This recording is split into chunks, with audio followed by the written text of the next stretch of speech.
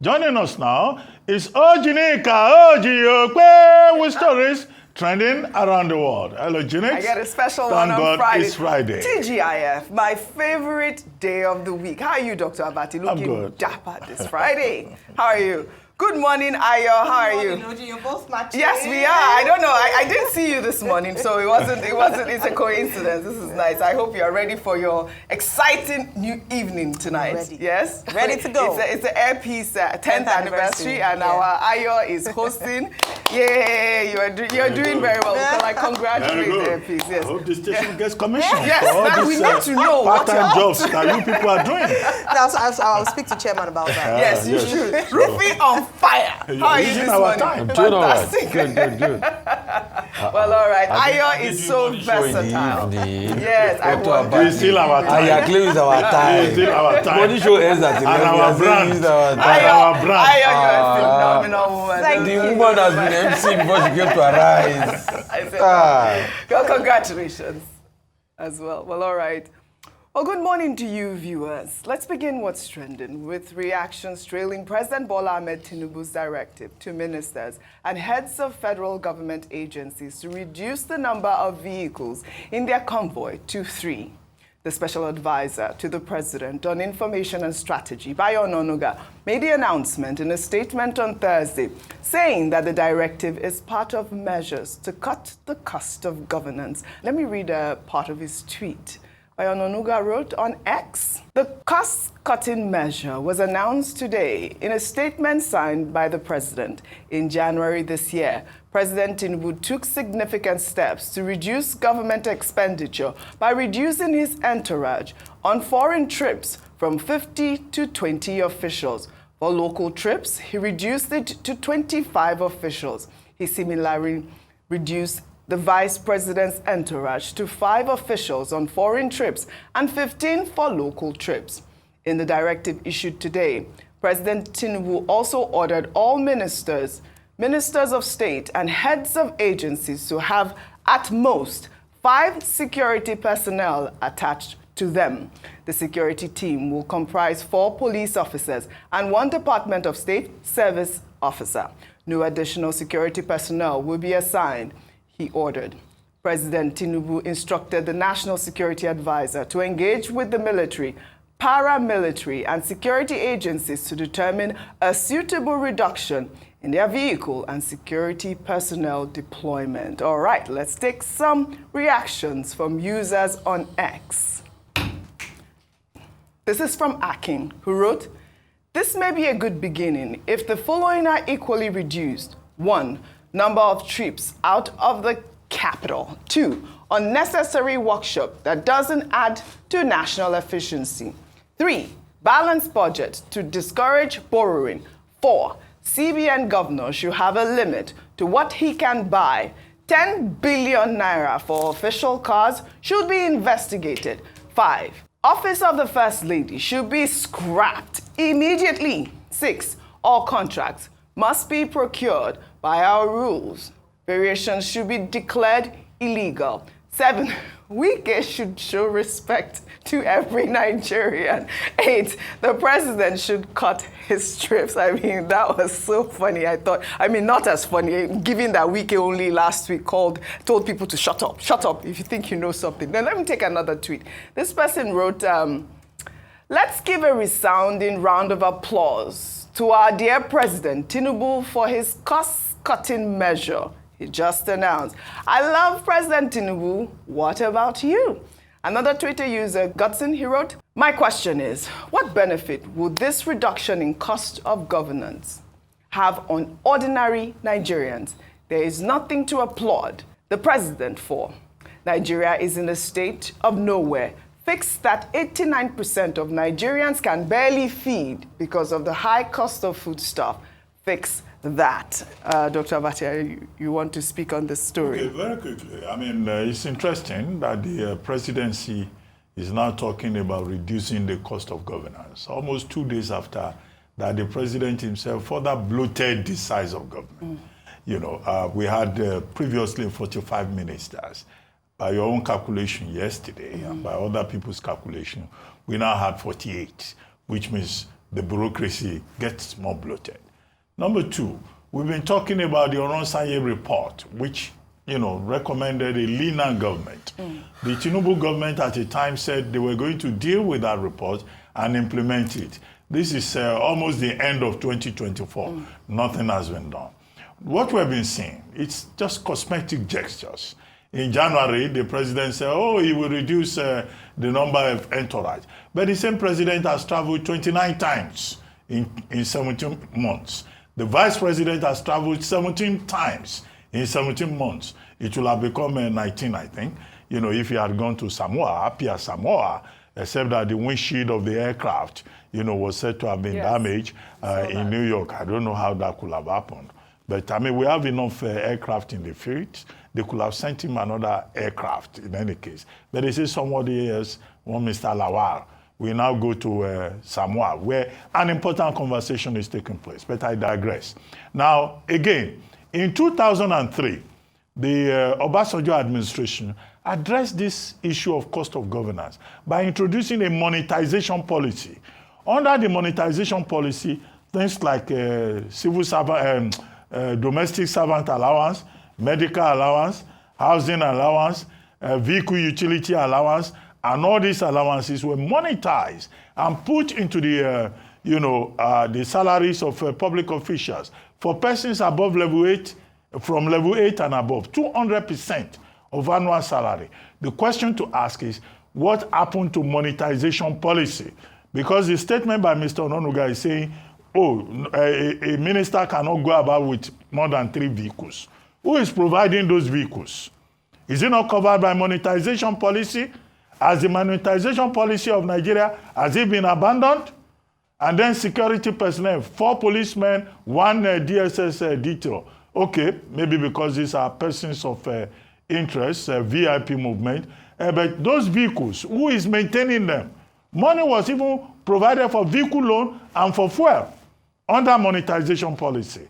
I think that is a bigger issue added to the other issue about, how to have a lean government.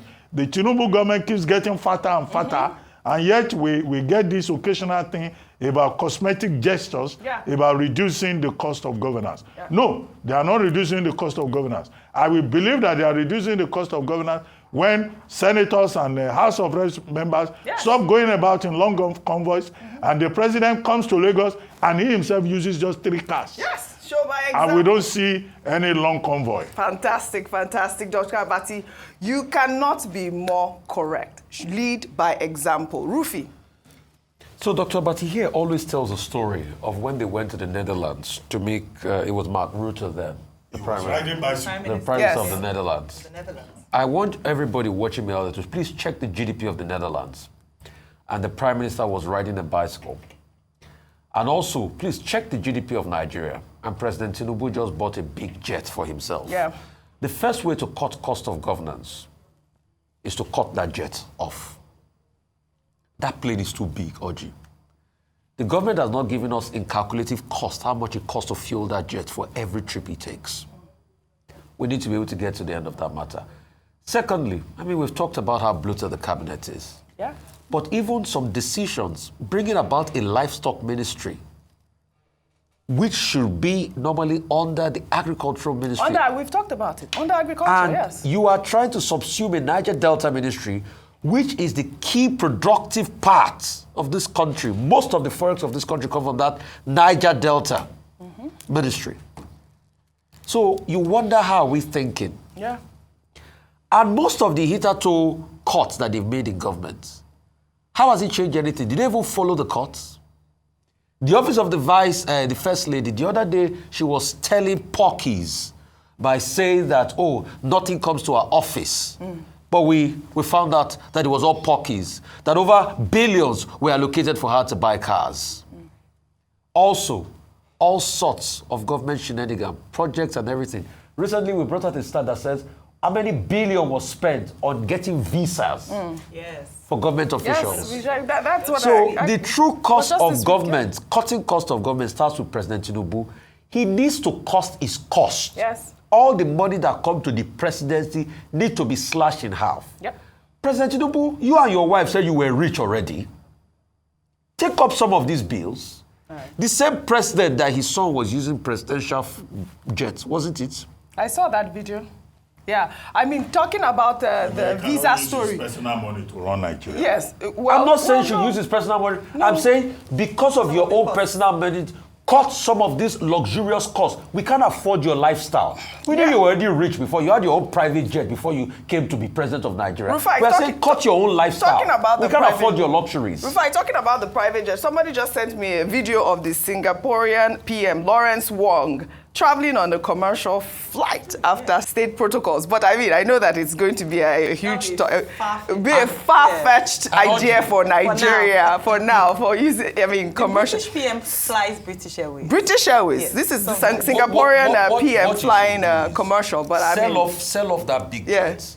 Call the likes of Airpeace or other Nigerian airlines. Tell them to allot one jet that you can use for your foreign travels. Sell off that big jet. It's too costly, too expensive for us. Well, a good point as well, Rufai. It was 44 million naira in 1 month on visas for presidential aid. I mean, come on. Something's got to give, as we always say. Those visas are sometimes given gratis. Yeah, well, those sort of conversations, when ordinary Nigerians see, they just, you know, they have no other option but to really complain.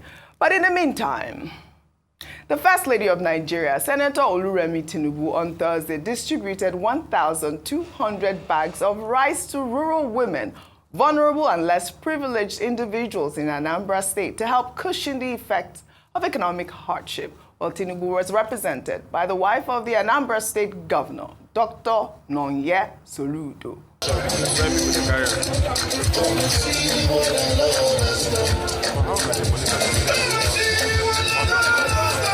don't collect the attack now. You understand? Because they say they hold the attack. One person come collect, I carry like 10 bags. 101 to 200. 101 to 200. Rufai said rice kimono, everything now rice. I mean, but people are saying that, you know, this distribution in Anambra State might be strategic as well. But let me take a story so you can tie that together. Former Vice President Atiku Abubakar has reacted to a video showing some residents of Cross River State scooping petrol from a fallen tanker just days after the Jigawa disaster. Let's take a look at that video before we take Atiku's tweet.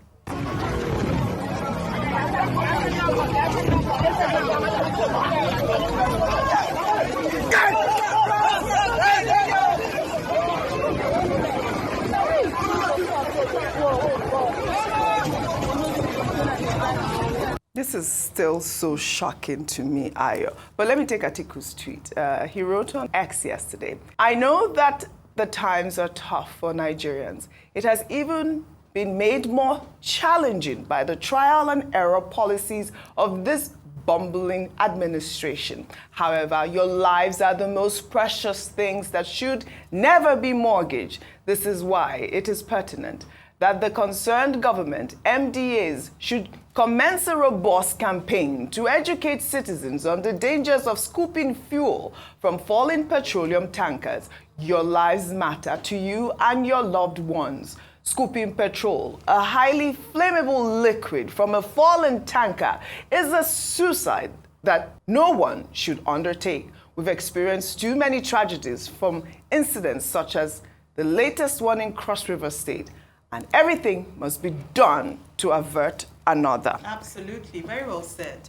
It's sad that despite the awareness raised, over about 140 people died in Jigawa State, a national tragedy. We talked about how dangerous it is. Yes, people are desperate, people are hungry, people want to make a quick buck here and there, but it's not worth it at the expense of your life. And I certainly agree with him that perhaps now that we see that it's a menace that's not going away because a lot of people are largely ignorant, just not to take a chance. And look at the number of vehicles around, driving around, the disaster that would have occurred if there was a spark. Look at that. Look at the road. It wouldn't just be the people scooping fuel. It would be the people on the road. As look at that tankers. There was traffic just by the side. It would have been an absolute disaster. I think beyond that, there should actually be punishments for people. I say yes, there should actually be arrests made, and there should be punishments. If it's because it's so bad and the level of disaster and loss of lives that happens at the risk of this scooping of fuel, there should possibly be punitive measures, make it criminal offense, so that people understand the seriousness of this thing. Because when we're talking about this, it's not those who scoop the fuel alone that will be affected. Even innocent bystanders who have nothing to do with this would also be affected. So awareness, and kudos to the National Orientation Agency. We've seen a lot more campaign in terms of information given in recent times. We've talked about it, and so it's great to see them actually become very proactive. So perhaps this is one campaign that should also be taken, not just by them, but even players in the oil and gas industry as part of their CSR, raise awareness. Then going back to the First Lady's gift to Anambra State. You see, Oji, there's nothing wrong with giving people food, especially at a time like this where a lot of people are hungry. But the challenge is that we've become a rice economy, where everything or any problem is still rice. Problem, give rice. So it's the Renewed Hope and Rice Initiative, if I wanted to expand the name, whereby almost every problem, rice seems to tackle it. What then happens is that we almost socialize people into thinking that stomach or very low-level things for them to aspire to. We are not empowering people in the way that, not just giving them fish, but giving them the ability to be able to fish. And that's the challenge. So everybody is now looking at rice as a solution, as the savior, when we should be looking at more sustainable things to do for the people to ensure that not only can they afford to buy rice, but they themselves can become givers of rice to people. Absolutely. We need to move away from the rice economy and rice solution-driven initiatives to actually empower them. But kudos to her, well done, but I think there can be more that can be done. I love that. We need to move away from the palliative economy, because that's what we're running here in Nigeria. Absolutely. Anything, give rice. But did your governor increase the minimum wage to 80 or 85,000? Well, it was 85,000. But well, in Enugu State, the governor of the state, Dr. Peter Mba, has approved 80,000 naira minimum wage for state workforce, including local government workers, effective October 2024. I mean, the state governors are putting, some addition to the 70,000. I love that, some of them are taking initiative and doing that. Kudos to the Enugu state government. But they sent me a video. Some people sent me a video on social media to show the mood of the people in Enugu state. Let's just, for laughs, let's take a look at that video.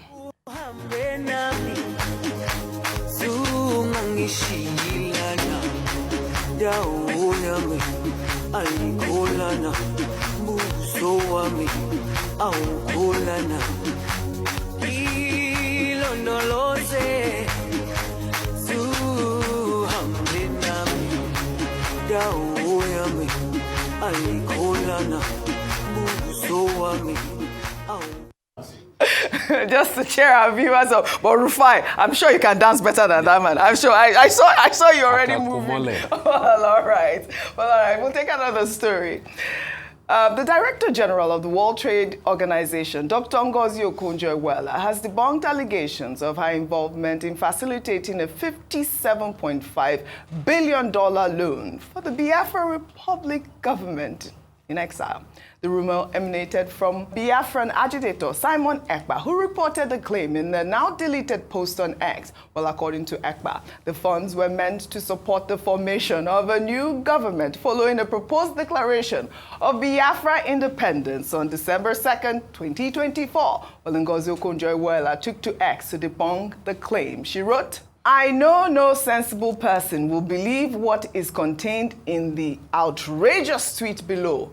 But in these troubled times, it is important to underscore that the statement is false. Again, I enjoin all those seeking to misuse my name to desist." I mean, this was a trending tweet. I think it is important that the WTO boss DG actually debunked this claim. Well, in the same vein, the Central Bank of Nigeria has clarified that there is no deadline for the circulation of old Naira notes, dispelling rumors that the 200, 500, and 1,000 Naira bank loans will cease to be legal tender by December 31st, 2024.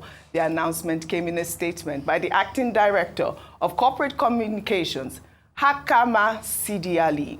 She stressed that the claims are false and intended to cause confusion within the country's payment system, and urged the public to disregard any information suggesting otherwise, and emphasized that all Naira banknotes will remain legal tender indefinitely. A quick comment, Dr. Bati, on both stories, then I take this story quickly. Okay, well, the first story, Simon Ekpa. Well, or rather, Dr. Ngozi Okonjo-Iweala said she doesn't think that any sensible person would believe that post by Simon Ekpa. Well, I think I consider myself a very sensible person. So I don't believe what Simon Ekpa posted about Dr. Ngozi Okonjo-Iweala or anything posted by Simon Ekpa at all. A man that the Nigerian government should be asking for his extradition, you know, particularly with his, you know, anti-Nigerian, anti-nationalistic, you know, conduct. So I agree absolutely with Dr. Ngozi Okonjo-Iweala on that score. Secondly, she said that she never at any time provided any support for any Biafra government in exile or facilitated their getting anything called, you know, support of 57.5 billion loan from either the IMF and the World Bank. And she made a third point, that nobody should use a name in vain. Because using a name in vain, well, people should know that they are working in the territory of, you know, illegal action. But I think the clarification is important. Yes. And Dr. Ngozi Okonjo-Iweala is a distinguished citizen. Absolutely. Far more patriotic. Yeah. I'm a far more credible ambassador of the Nigerian state than the likes of Simon Ekpa. True patient. Now, to the second point about the deadline. Well, I thought that there's some confusion here. Victor Ogene, well, he's a journalist, so that's why I call him with such familiarity. Honorable Victor Ogene was the one who brought the motion, you know, in the House of Reps yesterday. That, look, there's a deadline, a CBN, a Supreme Court deadline, that by December 31, 2024, you know, these old notes of 500 naira, 200 naira, 1,000 naira notes should have been phased out. And he was saying, as a matter of urgent national importance, what happens on January 1, 2025? But Mrs. Sidi Ali Akama of the, speaking for the CBN, has now issued another statement saying that, oh, we can continue to spend the old Naira notes indefinitely. Where the confusion is that is the CBN overruling the Supreme Court. She says, there's a line in her statement, that the CBN is appealing to the authorities to see how the order can be vacated. Right. But the bigger concern is that the banks don't have money, either old or new. That's the point. The second point is that you get more money from the these people POS, by the roadside, POS people, than you will get at the bank. The banks are perpetually protesting when their payment system is not going off. They have no new notes, and when they give you new notes, they are the kind of disease-conveying notes that can give you infection. These are issues that the CBN should address. Right. It's not enough to just issue one statement and say you can continue to spend money. No, they're endangering our lives with their dirty notes, and they are making things difficult for us by saying that we cannot have access to our money. All right, Dr. Bati, good point. Rufi. A lot of people might have fallen for that rubbish Simon Ekpa wrote. But please, for the sake of everybody out there that gets information from social media, what you do is when you see stories like that, put it across the litmus test. Check other websites of prominent news companies. Okay. If it's reported there, check at least close to 5. In Nigeria, there are some we call the big 5 newspapers and other mediums like that. Check for your own sanity. It's also very important. And also, there's also something called community rules and community reporting. I'm sure that will have been reported on community rules on Twitter already. Secondly, as regards the CBN matter, you see, when we're telling Nigerian politicians that please, do not usurp the independence of the CBN because you want to win elections. Because the only reason they did that was because they wanted to win elections. That's why they went against the CBN, because the Naira policy was not going to favor them. Now the confusion is already on ground. A court judgment subsists. It's either they go back to the Supreme Court to review the judgment, or they make a sunset clause finally on this once again. Because this problem, spending all of this notes side by side, is already the cause for inflation. And money in circulation is well over the threshold that is supposed to be because of this judgment. And this is a shame to the politicians. For all of you that put the CBN down because you wanted to win elections, this is on you. Well, all right. We'll take our final story, and I will discuss this. It's such an important story. We'll take our final story in the United States, where two brothers, Eric and Lai Mendes, who were convicted of murdering their parents in a case that shook America more than 3 decades ago, are a step closer to being released on parole. On Thursday, a Los Angeles County District Attorney recommended that Mendes Brothers be resentenced by a judge because new evidence merited a review. The 1989 murders of the Mendeses in their Beverly Hills mansion have gripped the U.S. for years, recently inspiring a popular Netflix series, Monster, the Lyle and Eric Mendes story. I'm gonna need you to walk me through what happened. Part of this process is the two of you reconnecting, growing closer as brothers.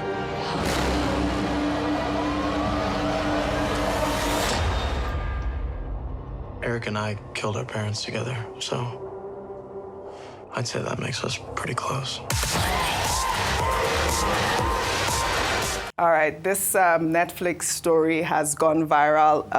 By now, a lot of people must have seen, I'm sure you have read and have seen this story. But you know, for the brothers to gain their freedom, a judge will have to agree with the recommendation and then a parole board approve their release. I mean, this is a case of, you know, abuse, child abuse. I mean, the brothers claim, one of the brothers claimed that, you know, the father was molesting him, sexually abusing him for years, and that's why, you know, he killed his father, and obviously the mother died. So the question a lot of people were asking at the time, why was the mother a victim as well?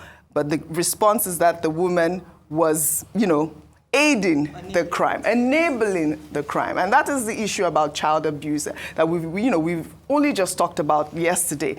And I must say, I have been shocked at the amount of response from the story we took yesterday about child abuse and the amount of people that are supporting violence against children. I saw people saying I'm a bad mother because, you know, I don't, I don't agree to, using physical force on your child. There are different ways, again, to discipline your children. You can punish them. You can send them to cut grass. I know that you can cut grass with blisters on your feet. So many different ways to discipline your children. I mean, they say you're a millennial mother because you're advocating for, no corporal punishment. Your point, really quickly. Yeah. This happened the sentence was in 1980. Yes. Jose and Kitty Menendez were the names of their parents, and they were shot while watching a movie 13 times, multiple times. The new evidence suggests that emotional, physical, and sexual abuse was involved. Yes. And if that's the case, then the boys might have acted in self-defense, protecting themselves. Yeah. And then it opens up this conversation around parenting, the same Bible that says, spare the rod, spoil the child, says, parents do not provoke your children. I think it's important to state that, but we'll see how this works. We'll follow up on the story. Yes. Well, I'd love to thank you all for your great analysis, as always, on What's Trending. I hope you guys have a great weekend. Well, that's all I have for you guys on What's Trending today. I'll see you all next week.